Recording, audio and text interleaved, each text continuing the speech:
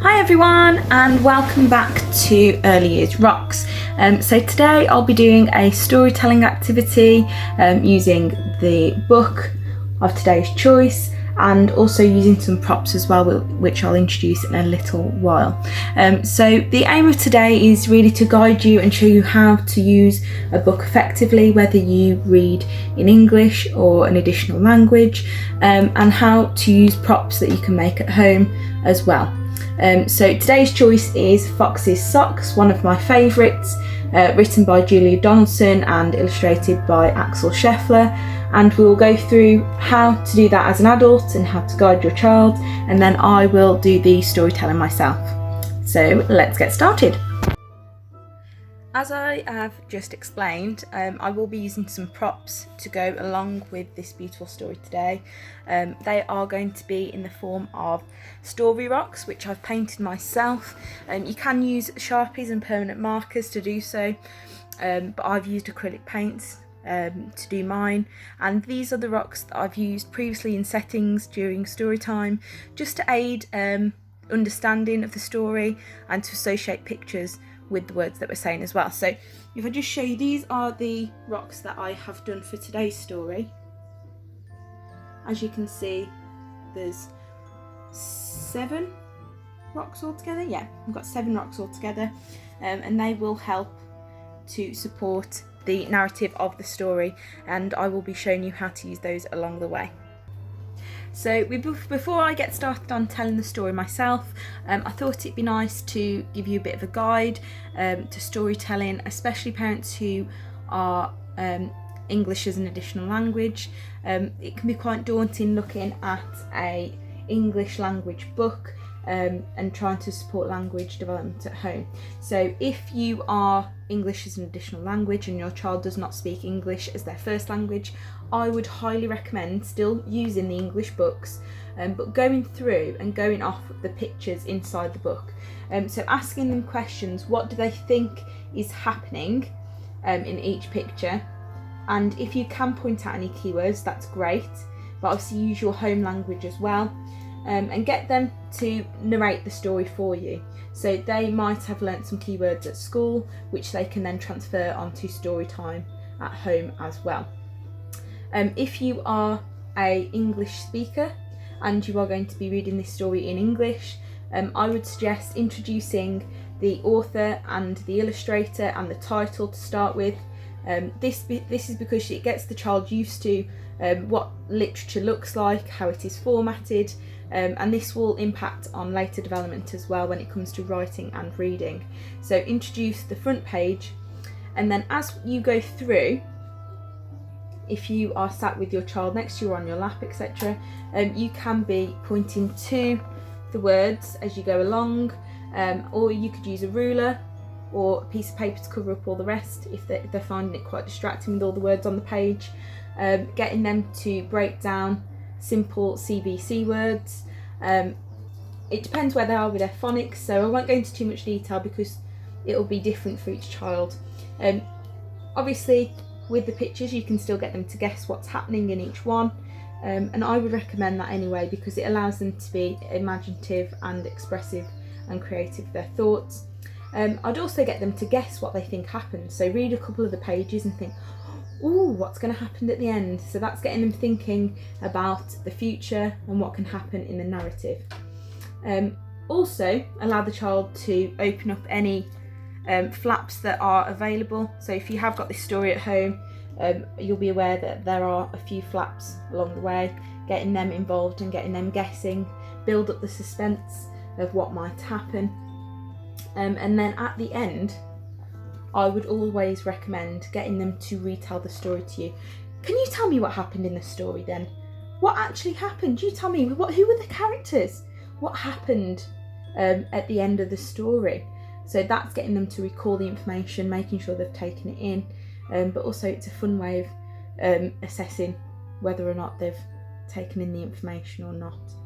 So that's a quick guide. I'll point out throughout the story other key things that you could possibly do, and I'll also be showing you how to use the props throughout my storytelling as well.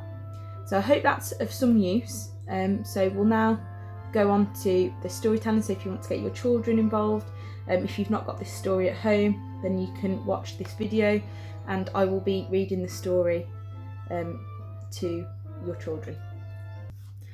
Okay, so today's story is Fox's Socks. What animals can you see on the front cover of our book? That's right, there is a fox and there is a mouse. Well done, super. This book is called Fox's Socks and it is written by Julia Donaldson, and the person who's drawn all of the beautiful pictures inside is called an illustrator, and that person is Axel Scheffler. So let's open the book.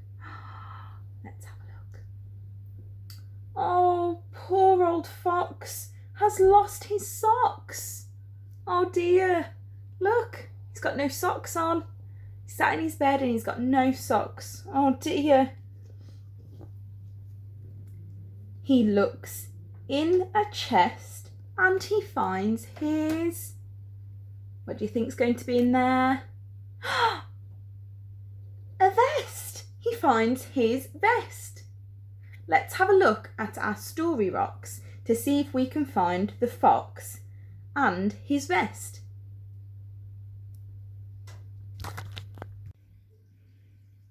Which one of these stones shows fox? Point to it. Which one is fox? That's right. Here is Mr. Fox. And if we turn the stone over, you can see the word fox. Fox. The first item of clothing that Fox found was his vest. Can you point to the vest? That's right, vest. He was wearing a white vest. Let's turn it over. Vest, the word vest. So Fox has found his vest. On it goes. But I've got cold toes, says Fox. Oh dear, he's got no socks on, so his toes are cold. Where are your toes? Can you give them a wiggle?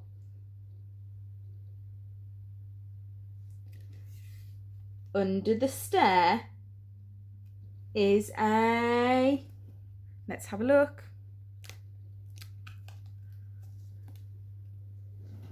Shirt to wear. What colour is his shirt? Let's see if we can find the shirt on our stones. Fox has found his shirt. Can you point to the shirt? That's right. This is the shirt. Can you remember what colour the shirt is? Well done. It's blue. The shirt is blue. So if we turn it over, the word shirt. He has found his shirt. So Fox has found his vest and now he has found his shirt as well.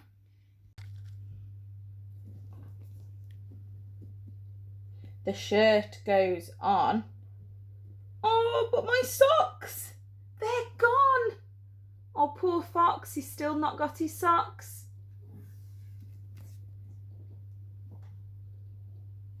In a cupboard up high, he finds a bow. Can you guess what it is? Let's have a look.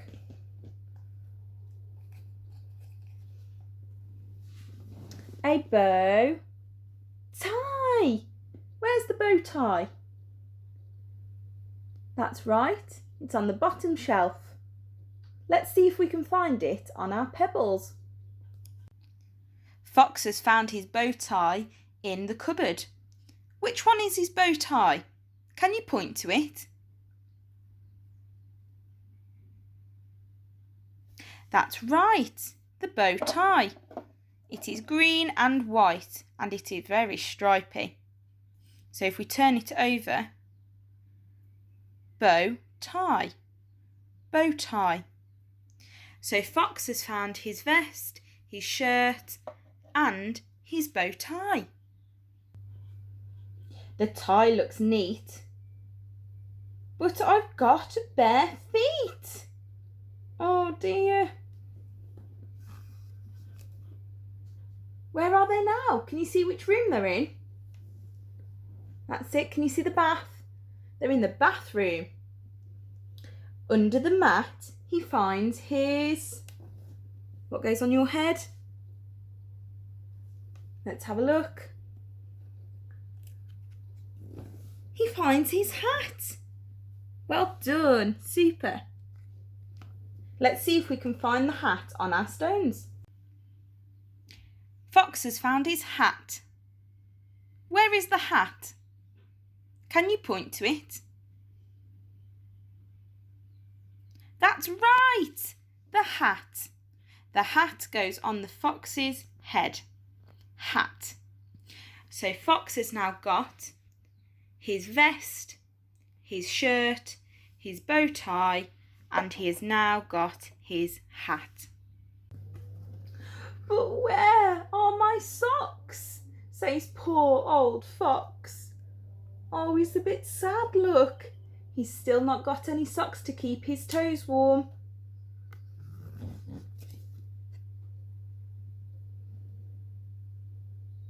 He looks in the...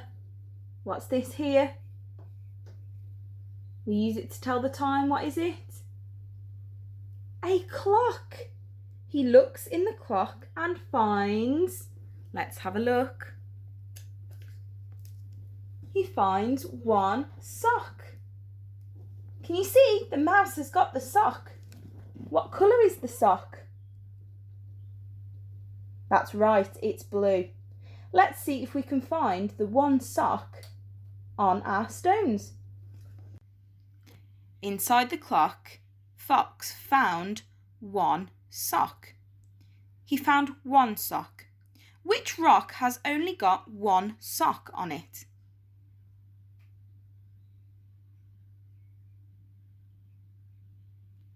This rock has got one sock on it. One sock. Let's turn it over and check. One, the number one sock. One sock.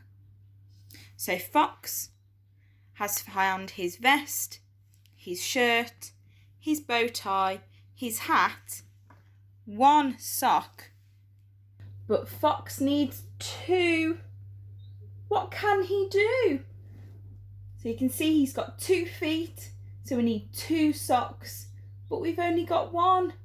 Oh no, what are we going to do? Open the box. Let's see, what do you think is in the last box? Let's have a look. Let's open it up. Whoop. Look! What is on top of the jester's head?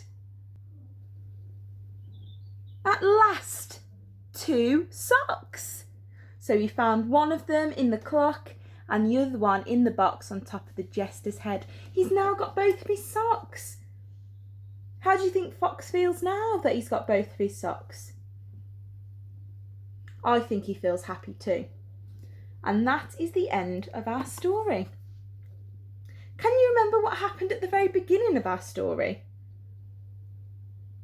Let's take a look at the first page.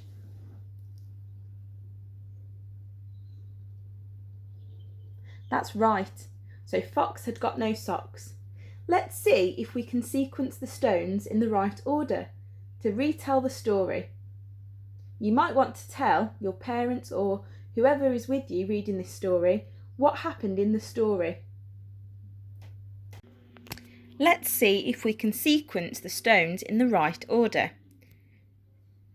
So first, in the story, we were introduced to this character. Can you remember who he was called? That's right, Fox. So we're going to put the fox stone at the beginning of our story. Can you remember what the fox found in his chest? That's right, the vest. So we're going to put the vest next in the sequence. Can you remember what happened next?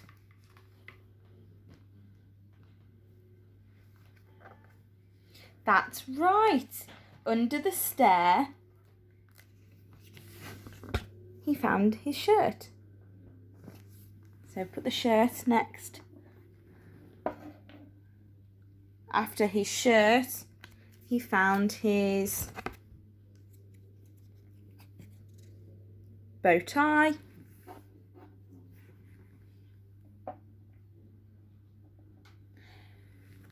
Under the mat, he found his hat. Well done. Now what comes next? Did he find both socks or his one sock first? That's right. He found just his one sock. And then he eventually found both of his socks and he was fully dressed. Well done. You've sequenced your story. Okay, so that's the end of today's video. I hope that was useful for you, showing you how to use the book fully and also to use props that you can make at home. You don't have to always use stones, you can use things like wooden spoons, decorate some sock puppets, anything at all to aid and support the understanding of the narrative of the story. I will be doing a lot more storytelling as we go through the series. If you have any that you particularly want me to read, then please comment down below, and I will try my best to get hold of any that I don't have. But I think I've got more children's books than I have adult books, so we should be okay. So until next time, make sure you keep yourself well and safe, and we'll see you very soon. Thank you for watching.